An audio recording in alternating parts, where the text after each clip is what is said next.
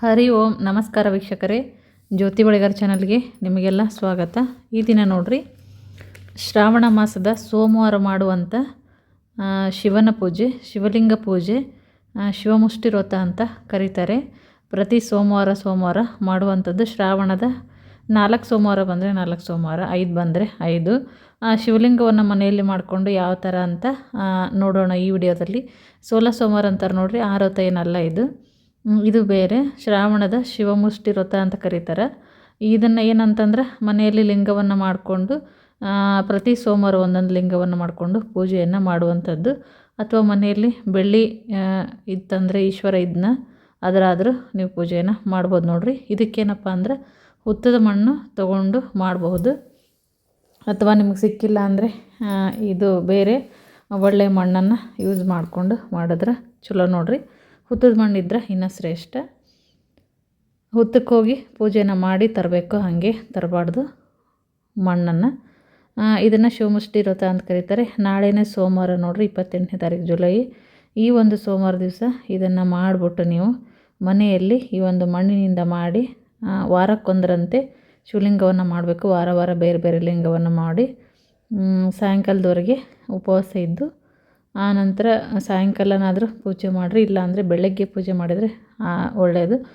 ಕೆಲವರಿಗೆಲ್ಲ ಸ್ವಲ್ಪ ಕೆಲಸಕ್ಕೆ ಹೋಗೋರು ಆ ಥರ ಇದ್ದರೆ ನೋಡ್ಕೊಳ್ಳಿ. ಮತ್ತು ಸಾಯಂಕಾಲ ಪೂಜೆ ಮಾಡಿದಾಗ ತಿರ್ಗಿ ಇನ್ನೊಂದು ಸತಿ ನೀವು ಸ್ನಾನವನ್ನು ಮಾಡಿ ಬಟ್ಟೆಯನ್ನು ಉಟ್ಕೊಂಡು ಮಾಡಬೇಕು. ಮನೆಯಲ್ಲಿ ಈ ಥರ ಲಿಂಗವನ್ನು ಯಾವ ಥರ ಮಾಡಬೇಕು ಅನ್ನೋದನ್ನು ನಾನು ತೋರಿಸಿದ್ದೀನಿ. ಒಂದು ಹಾಳೆ ಮೇಲೆ, ಅಂದರೆ ಇದು ಪ್ಲಾಸ್ಟಿಕ್ ಹಾಳೆ, ನೀಟಾಗಿ ಒಂದು ಕಡೆ ಮಾಡ್ಕೋಬೇಕು. ಅಂದರೆ ಮಣ್ಣು ಸ್ವಲ್ಪ ಇದ್ದಿದ್ದರಿಂದ ನಾನು ಇದರಲ್ಲಿ ಮಾಡಿ ತೋರಿಸ್ತಾಯಿದ್ದೀನಿ ನೋಡಿರಿ. ಆಮೇಲೆ ಒಂದು ಬಟ್ಲಲ್ಲಿ ಅಥವಾ ಒಂದು ಪ್ಲೇಟಲ್ಲಿ ಇಡಬೇಕು. ಆ ಬಟ್ಲಲ್ಲಿ ಕಲಸಿದ್ದು ನಾವು ಮಣ್ಣು. ಈ ಥರ ಶಿವಲಿಂಗವನ್ನು ಮನೆಯಲ್ಲಿ ಮಾಡ್ಕೋಬೇಕು ನೋಡಿರಿ. ಮತ್ತು ಇದ್ರ ಪದ್ಧತಿ ಪ್ರೊಸೀಜರ್ ಯಾವ ಥರ ಮಾಡೋದಂತ ಹೇಳ್ತಾ ಹೋಗ್ತೀನಿ ನೋಡಿರಿ. ಈ ಥರ ಮಾಡಿ ಸ್ವಲ್ಪ ಆರಿದ್ರೂ ಒಳ್ಳೆಯದು, ಅಥವಾ ಹಾಗೆ ಹಿಂದೇನೋ ಮಾಡಿರಿ. ಈ ಪೂಜೆಯನ್ನು ಮಾಡೋದ್ರಿಂದ ಅಂದ್ಕೊಂಡಿದ್ದ ಕೆಲಸ ಎಲ್ಲ ಸಕ್ಸಸ್ ಆಗುತ್ತೆ ಅಂತ ಹೇಳ್ಬೋದು. ಬೆಳಗ್ಗೆ ಎದ್ದು ಪೂಜೆನಾದರೂ ಮುಗಿಸ್ಕೊಳ್ರಿ, ಅಥವಾ ಸಾಯಂಕಾಲನಾದರೂ ಮಾಡ್ಬೋದು. ಸಾಯಂಕಾಲ ಮಾಡಿದ್ರೆ ತಿರ್ಗಿ ಇನ್ನೊಂದು ಸರಿ ಸ್ನಾನವನ್ನು ಮಾಡಿಕೊಂಡು ಮಾಡುವಂಥದ್ದು. ಬೆಳಗ್ಗೆ ಪೂಜೆ ಮಾಡಿದರೆ ಸಂಜೆ ಎಲ್ಲ ನೀವು ಸ್ತೋತ್ರವನ್ನು, ಶಿವ ಸ್ತೋತ್ರವನ್ನು ಓದ್ಕೋಬೋದು. ಅಥವಾ ಬ್ರಹ್ಮ ಮುರಾರಿ ಅದನ್ನಾದ್ರೂ ಓದ್ಕೋಬೋದು ನೋಡಿರಿ. ಶಿವಂದು ಏನಾದರೂ ಒಟ್ಟು ನಿಮಗೆ ಯಾವ್ದು ಸಾಧ್ಯತೆಯೋ ಅದನ್ನು ಮಾಡಿ. ಇದಕ್ಕೇನಪ್ಪ ಅಂದರೆ ಗೆಜ್ಜೆ ವಸ್ತ್ರ ಕೂಡ ಏರಿಸಿ ಪೂಜೆಯನ್ನು ಮಾಡುವಂಥದ್ದು. ಹಳದಿ ಅಥವಾ ಕೆಂಪು ಯಾವುದಾದ್ರೂ ಏರಿಸ್ಕೋಬೋದು. ಅದ್ರ ಜೊತೆಗೆ ಮಲ್ಲಿಗೆಯನ್ನು ಕೂಡ ಏರಿಸಿ ಮಾಡುವಂಥದ್ದು ನೋಡಿರಿ. ನೈವೇದ್ಯವನ್ನು ಮಾಡ್ಬೋದು. ಮತ್ತು ನೀವು ನೈವೇದ್ಯ ಅಂದರೆ ಇದೆ ಅಂತೇನಿಲ್ಲ, ಆದರೆ ಮಾದಲಿ ಅಂತಂದರೆ ಶಿವನಿಗೆ ಇಷ್ಟ, ಅದನ್ನಾದರೂ ಮಾಡ್ಬೋದು.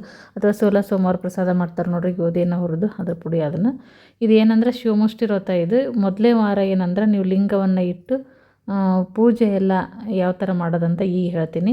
ಈಗ ನೋಡಿರಿ, ನಾನು ತಟ್ಟೆಯಲ್ಲಿ ಅಕ್ಕಿ ಮತ್ತು ಎಳ್ಳು, ಹೆಸರು ಕಾಳು, ಅಗಸೆಯನ್ನು ಇಟ್ಕೊಂಡಿನಿ. ಅದ್ರ ಜೊತೆಗೆ ಗೆಜ್ಜೆ ವಸ್ತ್ರ, ಮತ್ತು ಇದ್ರ ಜೊತೆಗೆ ಇನ್ನೊಂದು ಏನು ಕಡಿಮೆ ಐತಂದ್ರೆ ಪತ್ರಿ. ಅದು ಈಗ ಸದ್ಯಕ್ಕೆ ನಂಗೆ ಸಿಕ್ಕಿಲ್ಲ. ನಾಳೆ ಮತ್ತೆ ತೋರಿಸ್ತೀನಿ ಆದಮೇಲೆ ಯಾವ ಥರ ಇರುತ್ತೆ ಅಂತಂದು. ಒಂದು ಮುಷ್ಟಿ, ನಮ್ಮ ಕೈಯಲ್ಲಿ ಒಂದು ಮುಷ್ಟಿ ಎಷ್ಟು ಬರ್ತಾವೋ ಅಷ್ಟು ಮೊದಲೇ ವಾರ ಅಕ್ಕಿ ಶಿವಲಿಂಗಕ್ಕೆ ಹಾಕೋದು. 2ನೇ ವಾರ ಎಳ್ಳು, 3ನೇ ವಾರ ಹೆಸರು ಕಾಳು, 4ನೇ ವಾರ ಅಗಸೆ. ಈ ಥರ 4 ವಾರ ಬಂದರೆ 4 ವಾರ, 5 ಬಂದರೆ ಮತ್ತು 5ನೇ ವಾರ ವಾಪಸ್ಸು ಅಕ್ಕಿಯನ್ನು ಹಾಕುವಂಥ. ಒಂದೊಂದು ಮುಷ್ಟಿ ಎಷ್ಟು ಬರ್ತಾವೆ ನೋಡಿರಿ ಅಷ್ಟನ್ನು ಹಾಕಬೇಕು. ಅಂದರೆ ಪೂಜೆ ಎಲ್ಲ ಆದಮೇಲೆ ನೀವು ಈ ಥರ ಲಿಂಗವನ್ನು ಇಟ್ಟು ತಟ್ಟೆಯಲ್ಲಿ ಪದ್ಧತಿ ಪ್ರಕಾರ ನೀವು ಪೂಜೆಯನ್ನು ಮಾಡಿಕೊಂಡು ಶಿವನಿಗೆ ಇಷ್ಟವಾದಂಥ ಹೂವು ಏರಿಸೋದು. ಬಿಳಿ ಹೂವು ಮತ್ತು ಶಂಖಪುಷ್ಪ ಇದ್ದರೆ ಅದು, ಮತ್ತು ಅದ್ರ ಜೊತೆಗೆ ಇಂಪಾರ್ಟೆಂಟ್ ಏನಂದ್ರೆ ಬಿಲ್ವಪತ್ರೆ, ಅದನ್ನು ಕೂಡ ನೀವು ಏರಿಸ್ಕೋಬೇಕು. ಈ ಥರ ಎಲ್ಲ ಪೂಜೆನ ಒಂದು ತಟ್ಟೆಯಲ್ಲಿಟ್ಟು ಪೂಜೆಯನ್ನು ಮಾಡಬೇಕು. ಹಿತ್ತಾಳೆ, ಬೆಳ್ಳಿ ಯಾವುದಿರುತ್ತೆ ಆ ಒಂದು ತಟ್ಟೆಯಲ್ಲಿ ಇಟ್ಕೊಂಡು ಪೂಜೆಯನ್ನು ಮಾಡಿ ಗೆಜ್ಜೆ ವಸ್ತ್ರವನ್ನು ಏರಿಸಿ ನೈವೇದ್ಯವನ್ನು ಮಾಡಿರಿ. ಮತ್ತು ಅದಾದಮೇಲೆ ನೋಡಿರಿ, ಮಲ್ಲಿಗೆ ಕೂಡ ಏರಿಸ್ಕೋಬೋದು ನೀವು.